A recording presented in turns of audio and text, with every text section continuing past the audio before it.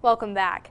This month marks Human Trafficking Prevention Month, and here to talk about this important topic, including prevention efforts and how human trafficking is impacting not just our region, but across the country, is Gabby Smith with Community Coalition Against Human Trafficking. Gabby, thank you for joining us this afternoon. Yeah, thank you for having me. So first off, tell me why January is Awareness Month, and tell me why is it so important to focus on it this month? Sure. So I think, I'm not sure if January has any special meaning, but in this month we really try to hit hard on education, right? We're raising awareness, sure. We're letting you know, yes, trafficking is happening in our region, but more importantly, we're, asking our community to take some time to learn the facts, learn the fact that it is happening here. Take a training, reach out to your local organization and learn a little bit more about what to look for and how you can be involved in helping. And you just touched on an important point. I think everybody thinks, oh, it can't happen to me, or it's not happening here, it's happening in larger cities. Tell us, what are some signs that people should be aware of, and what do you want people to know? Sure. So yes, unfortunately it is happening in our region. I think the biggest misconception that we have with trafficking is that it happens randomly, that people are snatched off the street and put into a trafficking situation. But in reality, people who have vulnerabilities and the not so great people who see that are the ones who are making this happen, right? So the individuals out there who are experiencing homelessness or substance abuse, those are the ones who, unfortunately fall into this victimization. And I think a lot of people too, when they think about it, they think, oh, teenagers or a certain age group, but this can happen to anyone, anywhere, right? Absolutely, yeah. Our agency works with, individuals who are still in middle school to individuals who are in their 30s. It really comes down to what vulnerability is that individual experiencing that somebody else can exploit. And I know that, here recently we've heard a little bit about it in the news. We've heard obviously that it's been happening across the state.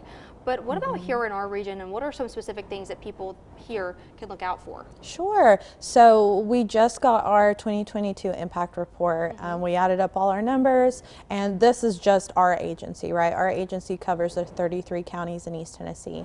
And last year we saw 408 new referrals, which is a big jump from our referrals in the year past. I would like to think and be positive and think that this just means our community is getting more educated. We're, collaborating more with other service agencies and identifying these victims and getting them help and making those referrals. I think as far as the community goes, it's going to look different for different professions. If you're a teacher, and you have a kid that has been missing quite a lot of school, that might be a red flag.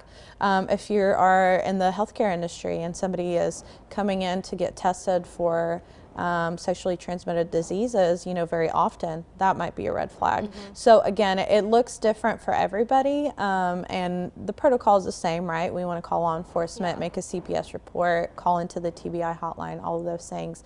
But it just might present itself a little differently depending what world you're coming from. And let's say, you're just the average person and you're in a store and you see something that's a little off. What are some tips there, and what can people do in that situation? Sure. If you see I don't ever recommend going directly to that individual and saying, hey, are you being trafficked? Do you need help? Absolutely. You don't know how they're going to react. You don't know how their trafficker is going to react. You can always call law enforcement if you feel like it's a dire situation that needs to be addressed immediately. Or you can put a tip into the TBI hotline. They take tips, 24/7. They go through every single one of those, look up and, check up on those. But if it's somebody random out in the street, probably don't approach them yourself, but you can definitely put in a tip to the hotline. And are there any local trainings for people who maybe want to get more involved and help when it comes to these situations, but also help on recovery on the other side? Sure, yeah, absolutely. So our agency provides those trainings. They're completely free. We can do them in person, over Zoom, and we have them kind of specified to different areas, right? So we have one for educators, we have one for EMS, we have one for realtors. I mean, we have ones for kind of every part of the community that could have some kind of confrontation with someone who's experiencing trafficking. So you can do that by reaching out to me, going on growfreetn.org and emailing our admin, and it'll get to the right person. But I'd be happy to set those up for our community. Awesome. And we know that obviously this month is all about awareness, so we do have some numbers for you if you are interested in learning more or reporting something. Those numbers are right there on your screen. That's the Tennessee hotline as well as the national hotline. Well, Gabby, thank you so much for coming on to talk to us about this important topic that impacts literally everyone. Thank you. We'll be right back here on First at 4.